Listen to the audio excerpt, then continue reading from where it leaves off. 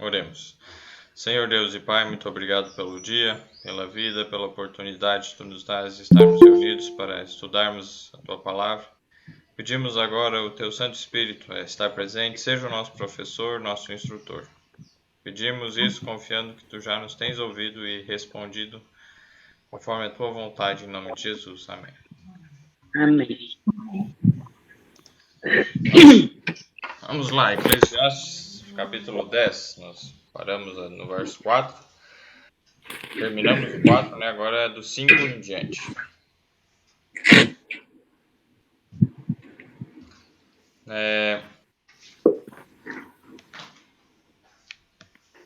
Quem quer ler para nós, Eclesiastes 10, 5?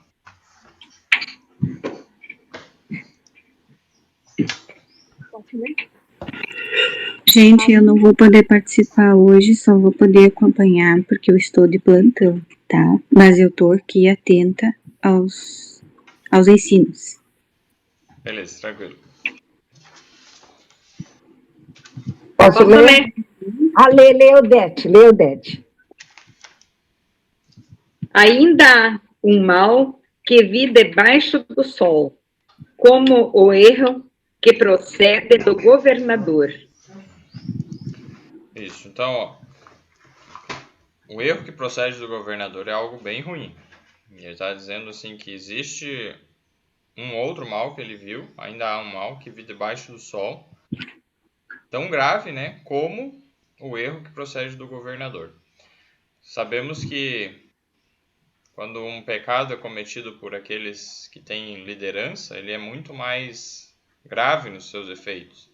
Por exemplo, um pequeno pecado, um pequeno deslize que Moisés cometeu, não foi tão pequeno, né? Mas exteriormente foi, de bater na rocha em vez de falar nela, para ela, né? Para sair água, fez com que ele perdesse o privilégio de entrar na Terra Prometida, coisa que ele havia sonhado a vida inteira, né? Mas por o fato dele ter uma posição de autoridade, ter um conhecimento muito próximo de Deus, então ele foi cobrado em maior grau, né? Então um pequeno erro que em outra pessoa talvez não fosse ter as mesmas consequências, para ele foi grave. Então qualquer erro, qualquer pecado cometido por alguém de autoridade tem maiores consequências, tem um peso maior. Tanto que quando um mesmo pecado é cometido, tem um texto no Espírito de Profecia que fala assim, um pecado é cometido por alguém, digamos, por algum pastor, algum líder religioso, o mesmo pecado ele tem 10 vezes maior culpa, né, 10 vezes pior, se é cometido por um pastor do que por uma pessoa comum. Especialmente nessa questão de líderes religiosos. Porque ele tem um conhecimento maior e ele tem uma conduta, ele leva sobre si um nome, né, para prezar o nome de Cristo. Então, é interessante isso, 10 vezes mais terrível, né? Pode falar, Rosana. Isso não isenta a gente, porque nós que estamos participando desse grupo, nós estamos adquirindo conhecimento. E quanto mais conhecimento, mais responsabilidade. Né? E quanto mais responsabilidade, mais cobrança. Então, as pessoas olham para nós e falam assim, mas ali não vai uma pessoa adventista do sétimo dia? Eles não creem assim, e acabam rotulando a igreja por causa do comportamento de um membro. É verdade. Quer dizer, então isso dá para a gente entender por que alguns líderes são afastados, né? E isso não vai fazer a gente se rebelar contra a igreja e contra Deus. Porque quem está em posição de liderança, quem mais for dado, mais será cobrado. É verdade. Então, em vez de nós... É muito fácil apontar assim, os erros, mas vejamos que essas pessoas, governadores, eles estão numa posição muito mais delicada, muito mais perigosa, então vamos ajudar, né, com orações, com Da forma que nós podemos, em vez de ficar acusando ou muitas vezes até invejando a posição deles, vamos ajudar, né, em vez de piorar a situação. E aí aqui, qual que é o mal que foi visto ali? A Cláudia, se quiser ler o verso 6 agora. O povo posto em grandes alturas, mas os ricos assentados em lugar baixo. Obrigado. Então, no teu fala o povo e o meu fala estultícia, ou seja, estultícia, a falta de sabedoria, a falta de inteligência, está posta em grandes alturas, mas os ricos estão assentados em lugar baixo. Então, quando acontece essa inversão de valores e se concede poder àqueles que não sabem como, né, utilizar, não tem, esse é um grande mal. Muitos pensam, as pessoas que têm autoridade, eles são exploradores, eles só fazem o mal, ou eu devia estar lá no lugar deles. Muitos pensam assim. É certo que, infelizmente, muitas pessoas de autoridade oprimem, exploram os outros. Mas há uma posição de autoridade, de liderança, assim, você precisa ter, digamos, atributos de caráter, precisa ter uma personalidade, precisa ter virtudes, dons, habilidades para conseguir lidar e fazer as coisas naquela. Não é simplesmente, eu sou um líder, eu sou aqui, fácil essa posição. Não, não é fácil. Existem responsabilidades, muito trabalho é necessário. Então, por isso, e aí quando muitas vezes os que estão em uma classe, digamos, mais com menos que não tem essas virtudes, assim, mais simples, e às vezes eles querem tomar o poder e tomam, e isso é um grande mal. O resultado não é bom. Então, e aí agora vem o verso 7. A Usana quiser ler. Vi servos a cavalo e príncipes andando a pé, como servos sobre a terra. Então, essa alteração, né, de valores altera a inversão dos privilégios também. Então, isso é um mal, não é bom. Os resultados disso não são bons. Assim como um erro que procede do governador. Interessante isso. Então, é ruim quando um governador erra, sim. Mas quando aqueles que não deviam ser governadores são colocados como governadores, também é ruim, tão ruim quanto. Pode falar, Zé. Mas como é que a gente sabe que foi um erro colocar alguém como governador? Minha mãe tinha um ditado até engraçado, mas que tem uma certa lógica. Ela dizia que você quer saber quanto vale uma pessoa depois que ela morreu. Ela dizia o homem e o porco depois de morto. Naquele tempo se falava que o porco você sabia quanto pesava depois que morreu. Hoje não é assim, né?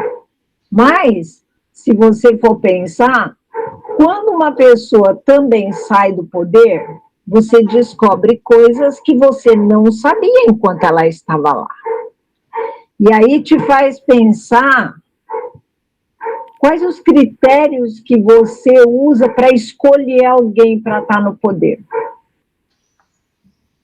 Porque a Bíblia diz, Bíblia não, Deus chama as pessoas incapazes, mas ele capacita as que chamam, quando a pessoa se coloca na mão de Deus. E Deus pode tornar uma coisa ruim. Eu estou lendo a história do Êxodo, né, no ano bíblico. Impressionante. O faraó que era ruim não tem nome. As parteiras que eram boas têm nome. Interessante, né? As coisas assim. Aí eu fiquei pensando nisso, eu falei, caramba, quer dizer, quem faz uma coisa boa deixa nome, quem faz uma coisa ruim é logo esquecido. Então, quais os critérios que eu uso para botar alguém em posição de responsabilidade? Exatamente. Então, alguém que tem sabedoria. E temor do Senhor é o princípio da sabedoria. Alguém que teme a Deus, alguém que guarda os seus mandamentos, obedece. Isso é o que dá a verdadeira sabedoria. Então, essa é a parte essencial. Alguém que seja humilde e assim está sendo habilitado. Que nem antes de Moisés liderar, ele passou muito tempo servindo, trabalhando de maneira humilde no deserto. Deus preparando o coração dele para poder liderar com sabedoria. Josué, antes de ser o líder, né, no lugar de Moisés, ele era o servo de Moisés. Então, vemos que o primeiro passo é saber servir, para depois saber, então, como liderar. Vamos ver aqui agora o versos 8. Tem um outro provérbio 19:10. Julito, quer achar para nós? Provérbios 19:10. Posso achar. Vai comentar ali sobre o que nós lemos aqui, verso 7. Servos cavalo e os príncipes como servos. 19:10, então, Eric. Ao insensato não convém a vida regalada, quanto menos ao escravo dominar os príncipes. Isso aí. Então, não convém, né? Os resultados não são bons, como nós vimos. E tem agora o verso 8. A Eliane, se quiser ler para nós, de Eclesiastes 10:8.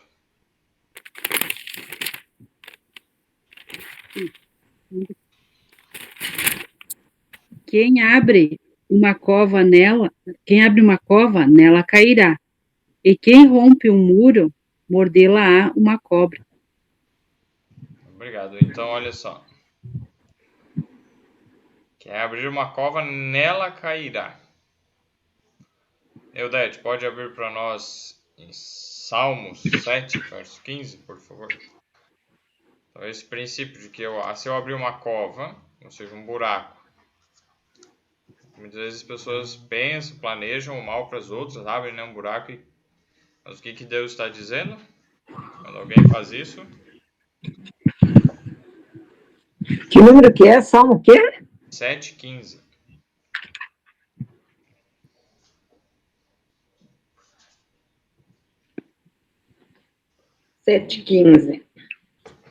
Cavou um poço e o fez fundo, e caiu na cova que fez.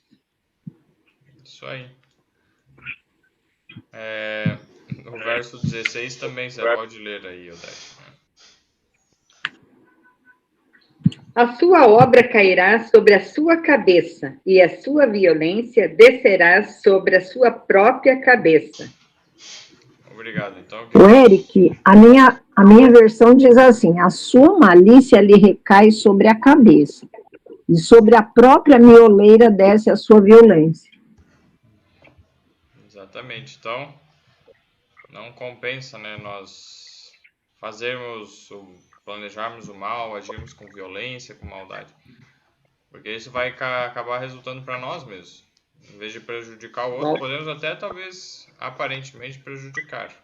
Mas isso vai voltar contra nós. E se alguém, então, está fazendo isso conosco, nós não precisamos ficar, assim, como posso dizer, perder o controle, ficar angustiados ou, por outro lado, ficar com raiva, querendo vingança. Deus já está dizendo que vai acontecer, o juízo virá, então eu não preciso hoje querer adiantar as coisas. Deixar no tempo certo, no tempo de Deus, que tem um texto se eu não me engano, no Espírito de Profecia, que fala que... agora eu não sei se é no Espírito de Profecia, mas teve alguém que fez uma analogia interessante. Noé anunciou a destruição do mundo. Se ele tivesse se adiantado um pouco antes de começado a matar as pessoas, porque vocês são impenitentes e tal, ele teria se perdido, né? Mas ele estaria fazendo a mesma coisa que pouco depois foi feito, né? Mas ele não, ele entregou nas mãos de Deus. Deus é que criou, Deus é que vai fazer justiça. Então, quando a gente quer fazer justiça com as nossas próprias mãos, aí os resultados não são bons. Então vamos ver agora. Pode falar. Minha mãe falava assim, eu fui educada em princípios católicos, né? Que minha mãe não conhecia a Bíblia. Mas eu vejo que os valores, as coisas que ela falava, a gente encontra fonte na Bíblia, né? Ela dizia assim, quem faz o bem para si faz, quem faz o mal para si também faz. Exatamente. Tanto um quanto o outro faz tudo para você mesmo. É verdade. E é interessante o outro detalhe aqui no verso 8. Quem abrir uma cova, nela cairá. Então nós já vimos isso. Vai voltar, as obras que nós fazemos pensando, tentando atingir os outros, vai voltar para nós. E quem romper um muro, uma cobra o morderá. É interessante isso. Romper um muro significa invasão. Uma cobra o morderá. De que cobra está falando? Nós vimos no último estudo, lá em Eclesiastes 9, a respeito do Eclesiastes 9, verso 14, né? Que havia uma pequena cidade, poucos homens, veio contra ela um grande rei, cercou, né? E aí veio o sábio e livrou aquela cidade. E aí vemos que depois nós comparamos com outros versos que colocam que Deus é o Salvador, que Deus é o próprio, somente Ele é sábio. E Ele, quando Deus, Ele é o muro. A sua glória é o muro de proteção contra o inimigo. Então, esse inimigo poderoso, Satanás, né, que veio contra nós, e lá em Apocalipse 12, a Cláudia, se quiser achar para nós, Apocalipse capítulo 12.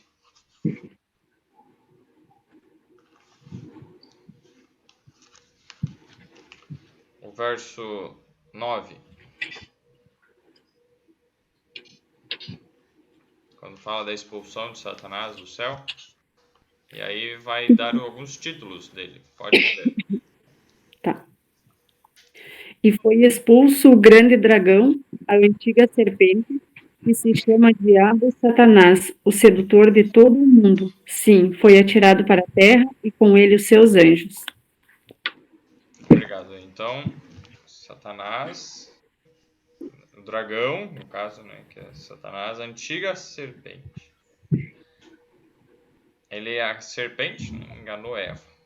Então, o símbolo da serpente é Satanás. Isso ficou como, até hoje, assim, um animal que se tornou muito perigoso, muito cheio, que causa medo e é meio asqueroso, assim, peçonhento. Então, todas essas características, voltando lá.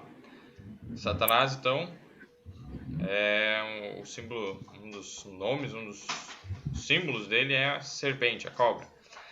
E como nós vimos então, no último estudo, o muro é a lei de Deus. E quem romper o muro, ou seja, quem quebrar a lei de Deus, está fazendo um buraco no muro. Uma cobra o morderá. Então, Satanás Mas vai... aí nós somos chamados a ser reparador de brechas. Onde é que está escrito isso? Isso é em Isaías 58. Se quiser ler aí, Osana. Isaías 58. Deixa eu ver qual verso. Verso 12. 58, 12.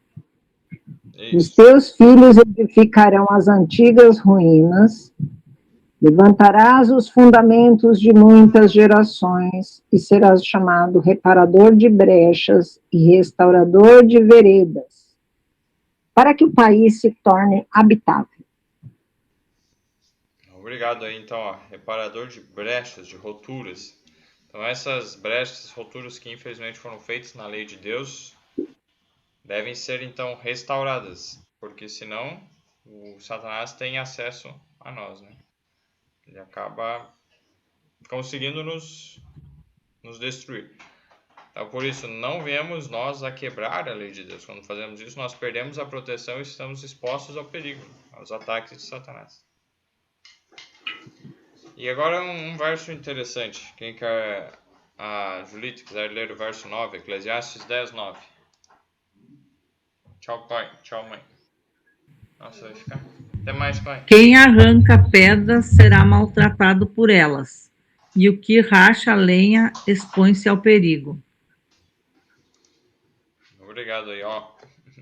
Esse texto me deixou um pouco encucado. Tá.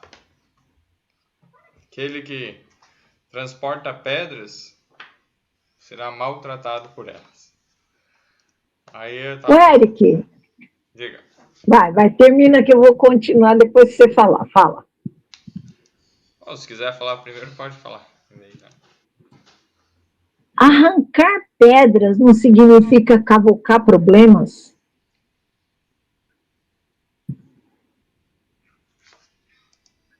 Bom, talvez, mas a questão é...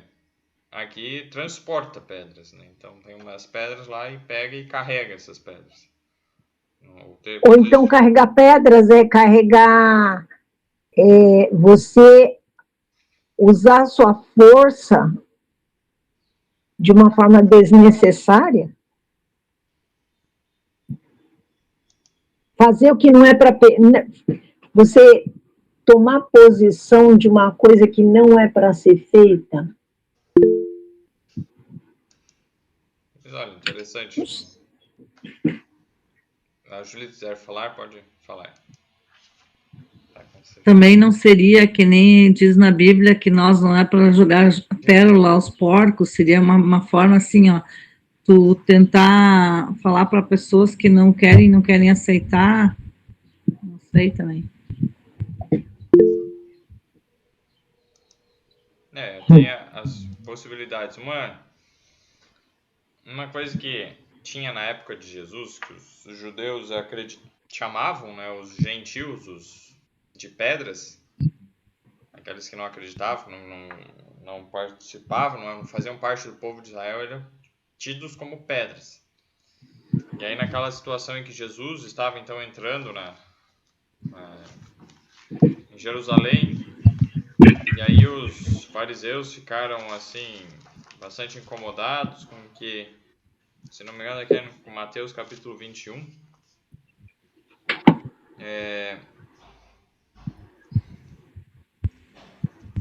aí ele descreve, né, um pouco dessa entrada, mas tem outros, vou pesquisar aqui o texto, tem outros equivalentes no outro evangelho que fala que Jesus fala que as pedras clamarão, exatamente.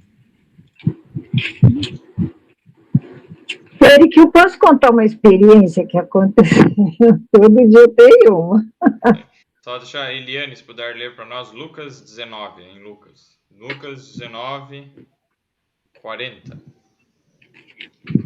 Mateus 21, o que você falou? Ali o 21, do verso 1 ao 11, vai descrever essa cena, mas não vai comentar a respeito das palavras de Jesus que fala lá em Lucas 19.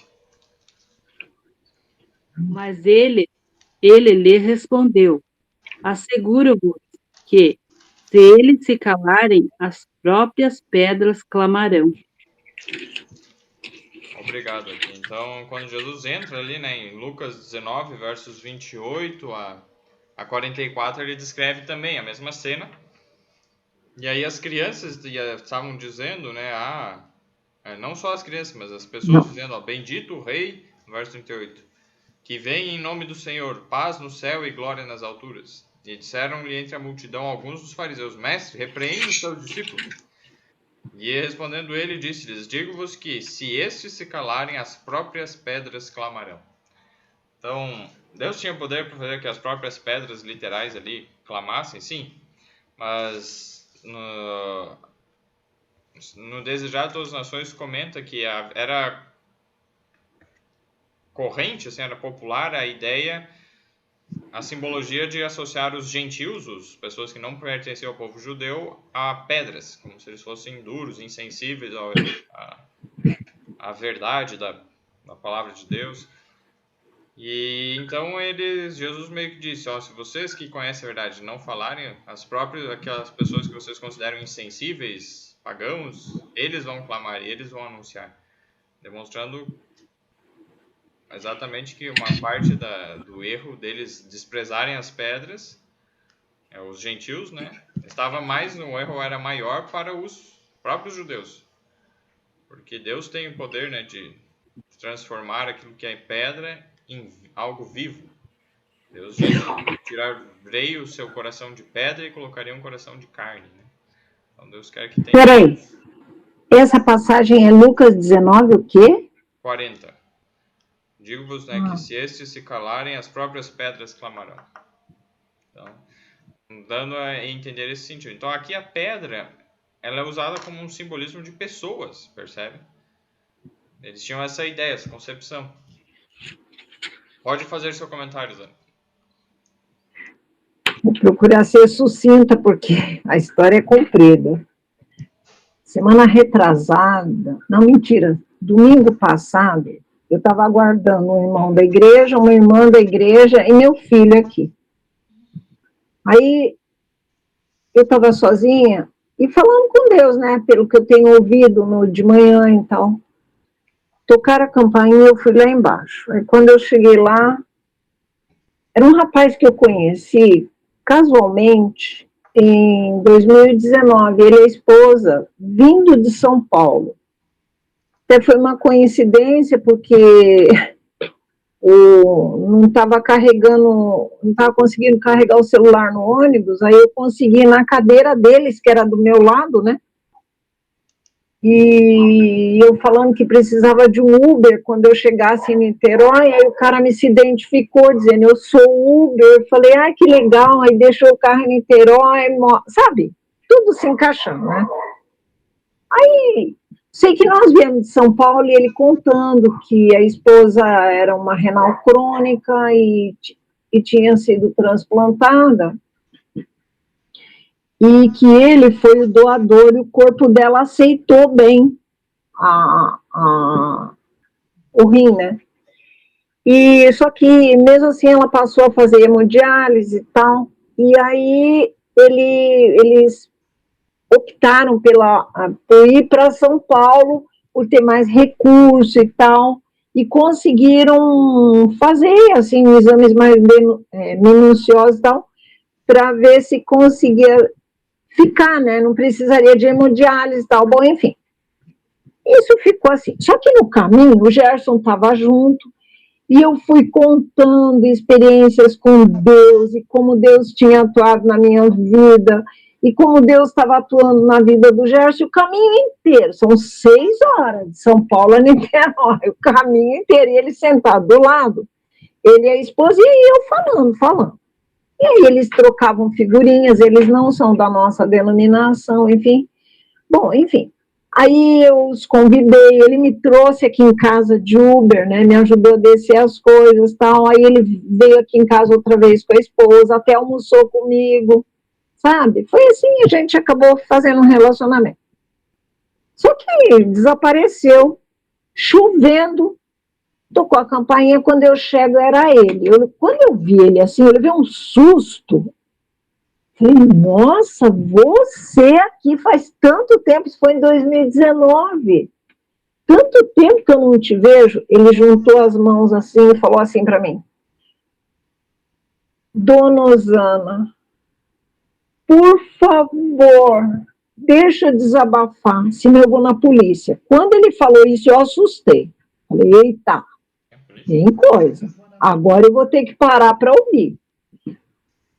Aí eu fiquei meio assim, sozinha, você vai convidar para entrar, ele de bermuda, chinelo, camiseta.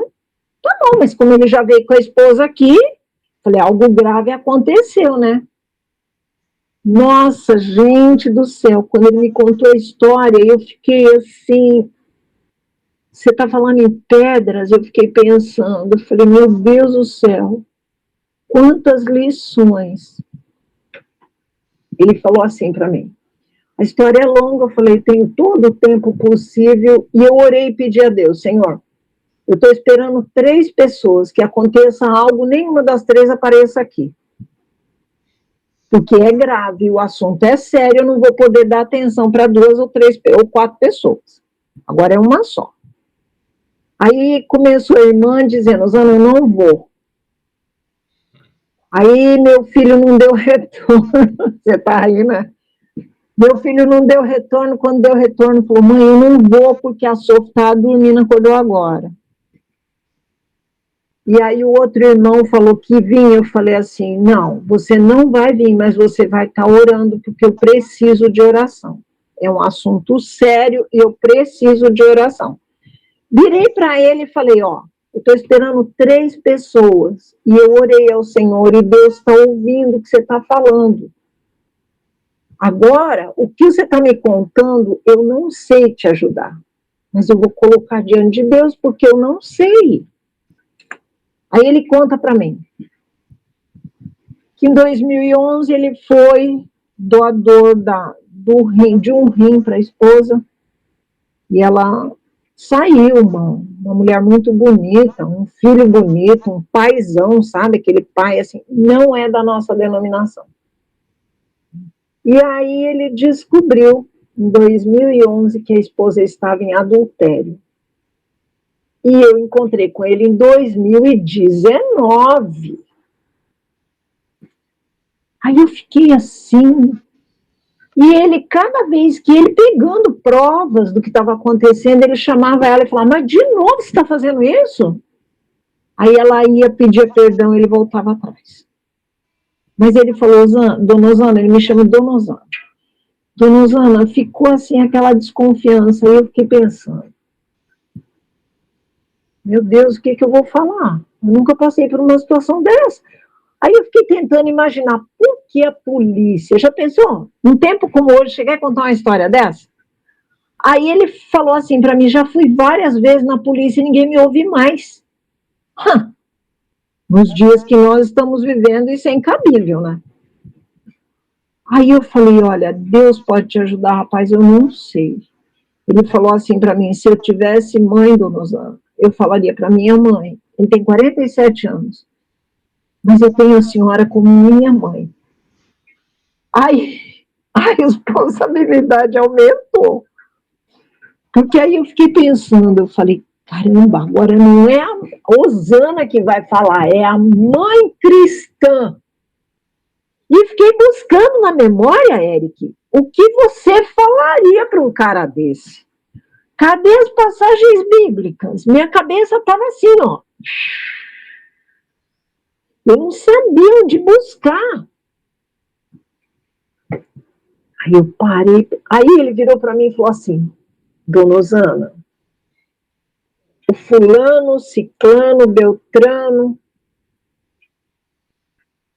se eles tocassem na minha esposa com o mesmo carinho que eu toco, eu quase morri em 2011.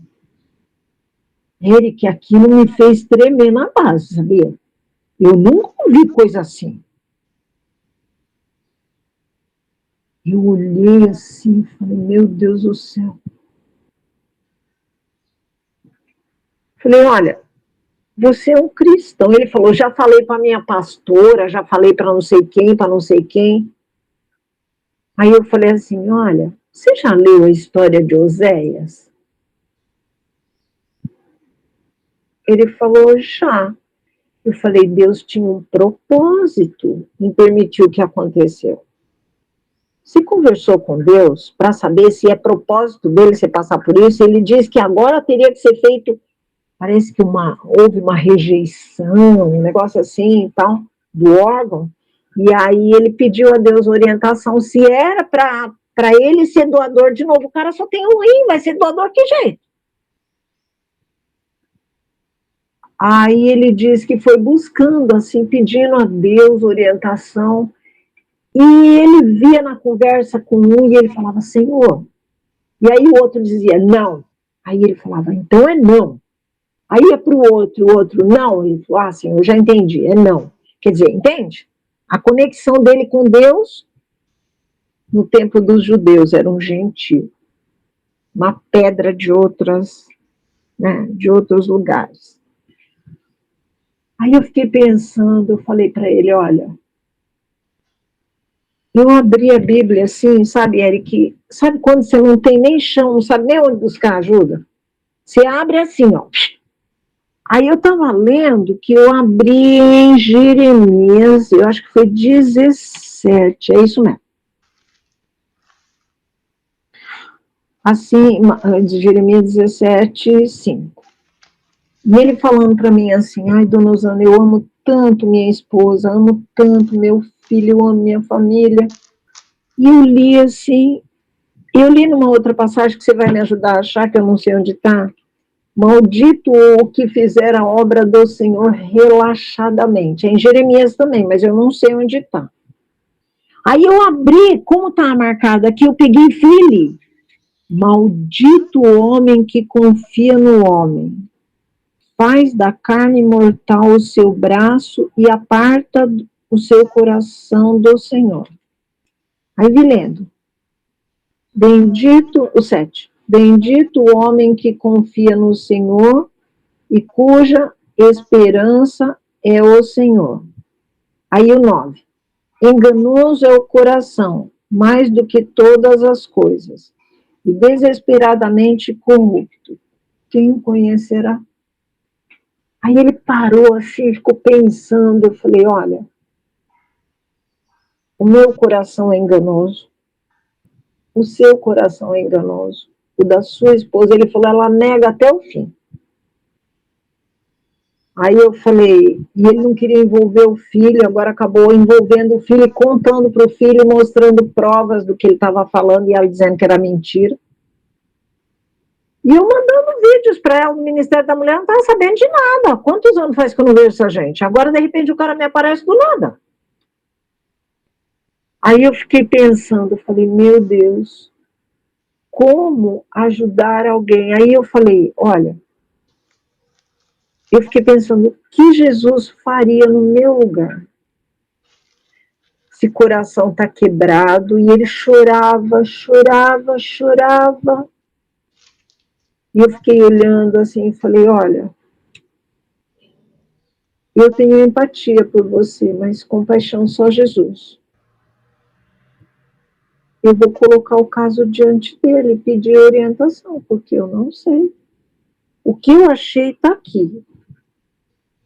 Você confiar mesmo em você, você está errado. Você tem que confiar em Deus acima de todas as coisas, amar a Deus acima de todas as coisas e ao seu próximo como a você mesmo. Não mais, nem menos. Assim como o perdão, o amor, Deus ama e libera o perdão. E ama e libera o amor primeiro para você, depois para o outro. Se você estiver amando o outro mais do que você não está sendo sincero com você e com Deus. E Deus está vendo o seu coração e vê que há sinceridade, porque as coisas que você conta, que você viu sinais assim de respostas dele, é sinal que ele está interessado em você. E o propósito dele para você e para sua família é salvar. E a salvação para você e para sua família, Deus ama quem ama se relacionar com ele. E o relacionamento está ligado a um assim diz o Senhor, enquanto eu estou disposto a obedecer.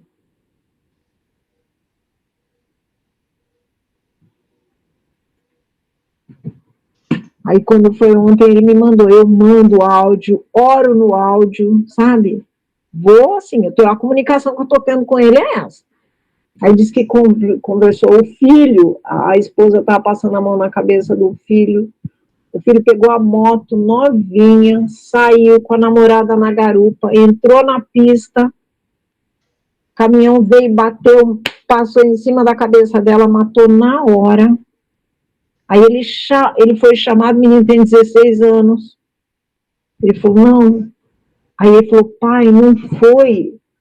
Aí tinha testemunhas, não, o caminhão, sabe? Mas na garupa, sem capacete, tá querendo. Aí, na pista, uma pista de alto tráfego, é a BR-101. Aqui é a BR-101. Então, assim, Deus tem um propósito. E sabe, Eric, eu vou falar uma coisa para você. Quando eu falava com ele, eu fiquei pensando, eu falei, nossa, eu já fui muito preconceituosa, sabe? Já fui muito legalista. Achava que era só a gente. E ele é de outra denominação. Hoje ele escuta o que eu falo. Aí eu fiquei pensando, o que fez ele vir me buscar? Ele disse que uma voz falava para ele, procura a Dona Osana, procura a Dona Osana. E ele falou assim, chovendo, domingo, a Dona Osana está com a família, e eu sozinho esperando, e todo mundo se dispersou, sabe? Você vê, aí eu fico pensando, Eric, sabe? Deus usa pessoas de formas inusitadas. Eu não sei o que vai vir pela frente. Hoje meu filho tratou comigo de nós irmos lá no Aquarrio, no Rio. Que vem pela frente, eu não sei. Mas assim, sabe? Oportunidades que Deus vai te dando. Eu contando para Samuel ontem, ele falou assim, mãe, cuidado com quem você abre a porta. Eu falei assim, se Jesus batesse aqui, eu ia falar, não posso atender o senhor agora. Aí ele parou assim, ficou me olhando sério, sabe? Porque ele sabe muito bem o que eu já falei. Não falou mais nada, mudou de assunto. Sabe? Você tá rindo, é assim a história. Então a gente tá assim, sabe? Você vai falando, as pessoas, sabe? Eu fiquei assim, eu tô sendo uma representante de Jesus para esse mundo que eu tô vivendo? Foi a pergunta que não pode calar. Continua. É verdade. Então é interessante que nós vemos como foi colocado, né? As pedras, então um símbolo. Isso era a parte do que os judeus acreditavam, né? Que os gentios lá eram pedras. Mas o que nós vemos? Eu fui dar uma olhada assim na Bíblia, o que a Bíblia fala sobre pedras, qual o significado das pedras na Bíblia. Tem alguns textos aqui, vou dividir aí para a Julita puder abrir. Em Deuteronômio 20, verso 19. A Osanas. Daí depois eu deixar. Para agora a Eliane, se quiser abrir Provérbios 27, verso 3. Neudete pode abrir 1 Pedro, capítulo 2, o verso 5. E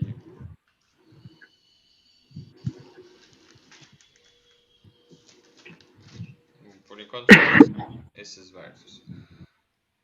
Então, Deuteronômio 20, 19, pode ler. Deuteronômio 20, 19. Quando sitiares uma cidade por muito tempo, pelejando contra ela para a tomar, não destruirás o seu arvoredo, metendo nele o machado, porque dele comerás, pelo que não o cortarás, pois será a árvore do campo algum homem para que fosse sitiada por ti. Isso, obrigado. Então ali está falando, se referindo à segunda parte, na verdade, né? Da parte da lenha, né? Racha a lenha e expõe-se ao perigo. Especialmente uma lenha, é a madeira, né? Que produza frutos. Deus disse que não era para cortar, mesmo dos inimigos. Não. Deixa as árvores frutíferas. Aí ali na frente fala, as outras árvores tudo bem, mas as que dão frutos, não. Então, quem racha a lenha expõe-se ao perigo. O próprio fato, né, de você rachar a lenha, se alguém aqui já rachou lenha, às vezes você dá aquela pancada assim com o machado e a madeira ali voa. Às vezes ela voa um pedaço de madeira em você e te atinge. Já aconteceu comigo, machuca. Então tem que, quando alguém racha a lenha, expõe-se ao perigo, né? Outro perigo também, porque seria mantimento, né? Ali, então, que nem a Judith falou, no final do verso, né? Claro, tu vai cortar uma árvore, a gente viu aqui, né? Quantas pessoas cortando árvore e se machucaram, né? E aí aqui fala também no final. Então, não para cortar, porque dele comerás, pois que não o cortarás, pois o arvoredo do campo é mantimento para o homem. Então, para não faltar nem alimento para ele, né? É isso aí. E Ô, Karen, você vê características de uma pessoa que pensa, que tem assim, como Deus usa as coisas. Você vê que quando sai um governo e entra outro, a tendência é você desconstruir tudo que lembra o anterior. Essa é a tendência, desconstruir tudo. Né? Mas a orientação divina é que não é para desconstruir, é para observar e aquilo que está sendo produtivo não mexe. Porque vai servir para você também. interessante isso mesmo. Bem verdadeira essa aplicação. E voltando agora a respeito das pedras. A Eliane, eu acho que ficou com Provérbios 27:3. Sim. Pesada é a pedra, e a areia é uma carga, mas a ira do insensato é mais pesada do que uma e outra. Obrigado. Então, o que nós vemos? A pedra é pesada. Quem carrega pedras aqui, quem transporta pedras, será maltratado por elas. Quem aqui já conhece, já viu alguém que trabalhou carregando muito peso, pedras e coisas assim, e o que acontece com a coluna, o que acontece depois de algum tempo de idade? A pessoa fica toda quebrada, né? Toda acabada, cheia de dores e desgastes. Então, quem transporta pedras será maltratado por elas, né? As pedras não têm reconhecimento nenhum. Olha, muito obrigado pelo que você fez por mim. Então, Eu tive o resultado de uma. Carregava muito peso no trabalho e agora não consigo quase fazer nada. não é fácil, né? E aí, Reaprender, Julita, o Eudete. Não. é Eliane. Agora você, Eliane, quem falou, Eliane? Isso. Sim. Eliane, agora você não vai mudar o curso da vida, mas você vai reaprender, porque agora você está aprendendo com Deus, vai pagar as consequências, mas a pior das consequências é a dor, e até isso Deus te dá força para você minimizar a dor, ou não evitar que ela fique te cutucando, entende? Porque você vai reaprender coisas novas. Então, é uma experiência, e isso vai te ajudar para outras coisas. Entendeu o que eu falei? Sim, entendi. Isso aí. E é interessante, assim, aquele outro aspecto das pedras. Aí, a Bíblia, ela descreve, se a Cláudia puder abrir para nós, Salmo 118.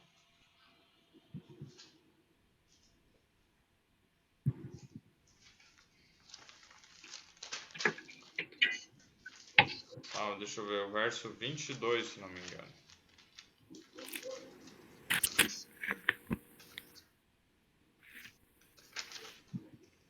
Isso aí, pode. Aí, pode ler antes, aí depois o verso da Eudete. Pode ler, Cláudio. Então, A pedra que os construtores rejeitaram, essa veio a ser a principal pedra angular. obrigado. Então, Salmo 118, o quê? 22. Então, a Obrigado. pedra, está se referindo a uma pedra.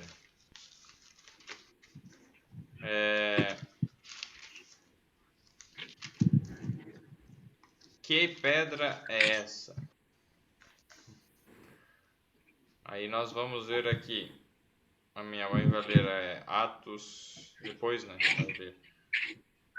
Agora, antes, desculpa, eu falei que era logo em seguida, mas a mãe vai ler agora Atos 4, verso 10, 11 e 12. Seja conhecido de vós todos e de todo o povo de Israel que em nome de Jesus Cristo Nazareno, aquele a quem vós crucificastes e a quem Deus ressuscitou dentre os mortos, em nome desse é que este está são diante de vós. Ele é a pedra que foi rejeitada por vós, os edificadores, a qual foi posta por cabeça de esquina, e em nenhum outro há salvação, porque também debaixo do céu nenhum outro nome há dado entre os homens pela qual devamos ser salvos. Isso aí, então. Obrigado. A pedra, quem que é essa pedra? A principal pedra é Jesus, lá que fala em Salmo 118, que aplica que Jesus é a pedra. Então, a principal pedra, a pedra de esquina, a fundamental, a pedra fundamental é Jesus. Agora, Odete vai ler o que diz em 1 Pedro 2,5. 1 Pedro 2,5. Vós também, como pedra vivas, sois edificadas casa espiritual e sacerdócio santo, para oferecer sacrifícios espirituais agradáveis a Deus por Jesus Cristo. Olha só. Sois Érico, edificados. desculpa, deixa eu só perguntar uma coisa. Você falou, depois de Provérbios 27, 3, você falou 1 Pedro 5:2 ou 2:5? 2,5.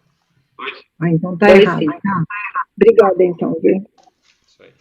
Então, esse é o texto aí, ó, de 1 Pedro 2,5 que nós vemos ali. Que o Odete leu. Edificados. Então, um edifício que vai durar bastante tempo é um edifício feito com pedras. E aqui nós vemos, vós também como pedras, o quê? Vivas. Sois edificados, casa espiritual. E esse sacerdócio santo, para oferecer sacrifícios espirituais agradáveis a Deus por Jesus Cristo. Olha só que interessante. O que nós vemos? Sois edificados. Para você edificar uma casa, um prédio ali, uma casa espiritual, digamos, você tem que transportar pedras. Mas se eu transportar as pedras e tentar eu edificar, eu vou ser maltratado por pedras, pelas pedras. Mas aqui o que está dizendo? Sois edificados casa espiritual. Então, primeiro, não transportar pedras mortas, tentar eu mudar a condição de pedras. Eu posso cooperar com Deus para a edificação do reino dele, da casa espiritual? Sim.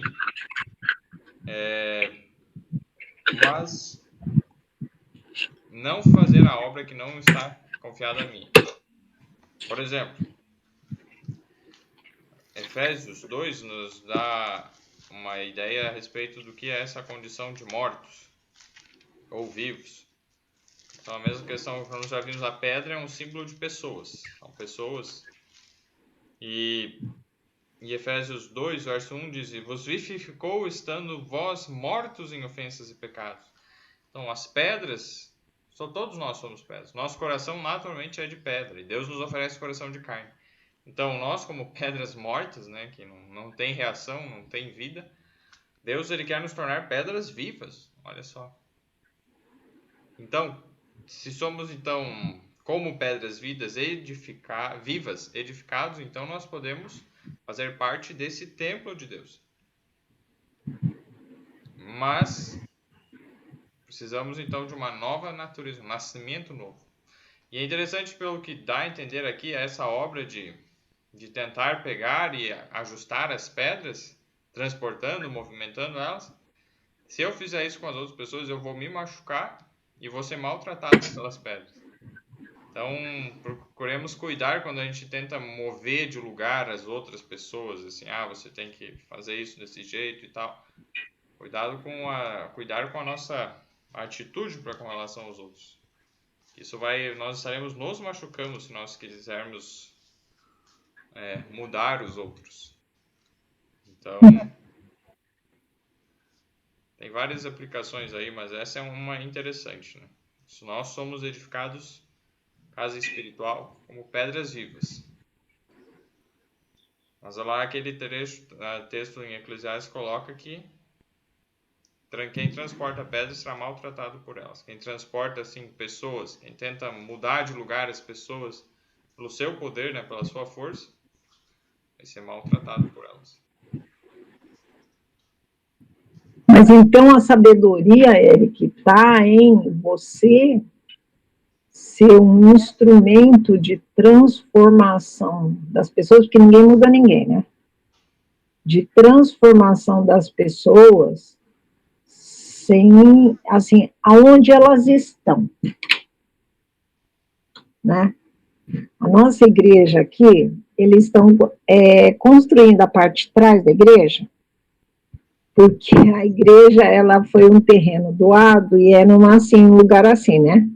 Então, o nível da rua está aqui, e fizeram uma parte embaixo, onde tem as salas e tal.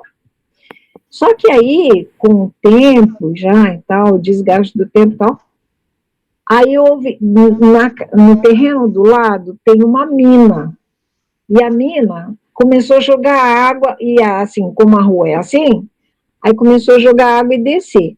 Só que houve uma perfuração com o esgoto sanitário e começou a infiltrar na vertente. Aí imagina o desastre, né? Aí começou a infiltrar por baixo da igreja e foi rachando parede, sabe? Estourando tudo. E a igreja não tem que batismal, tá faltando salas, enfim, né? Assim, para poder ajudar a igreja. Aí o engenheiro teve uma ideia maravilhosa. Ele pegou e mandou fazer lá atrás da igreja, que o terreno é grande, né?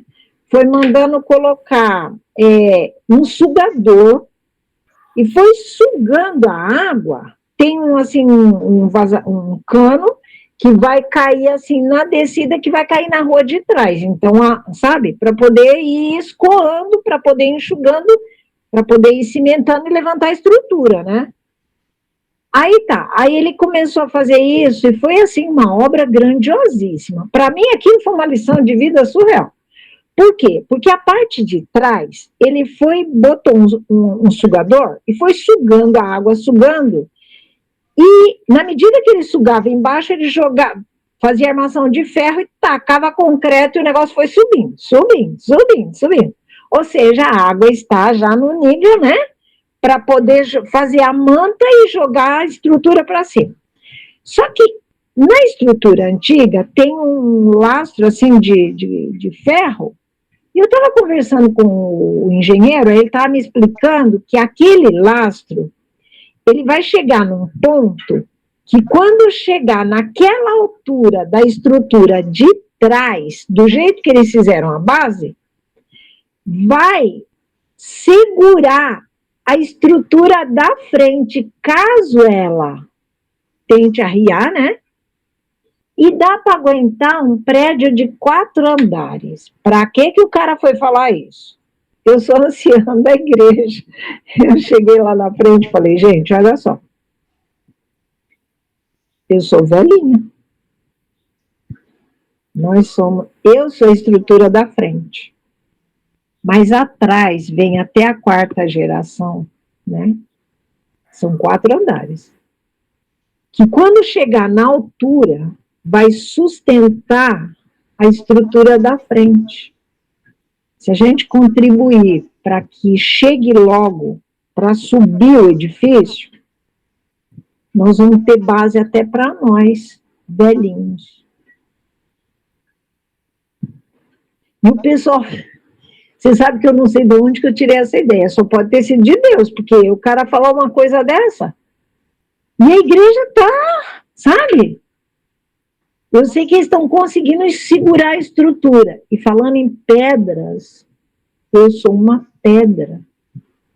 Pode ser para o bem ou para o mal. Interessante experiência aí, ó. Então, a questão, né, das pedras, né? Que Deus nos transforme de pedras mortas em pedras vivas, né? Que tire o nosso coração de pedra e nos dê um coração de carne. E assim possamos ser edificados na casa espiritual de Deus. Amém? Vamos então orar para encerrarmos tudo hoje.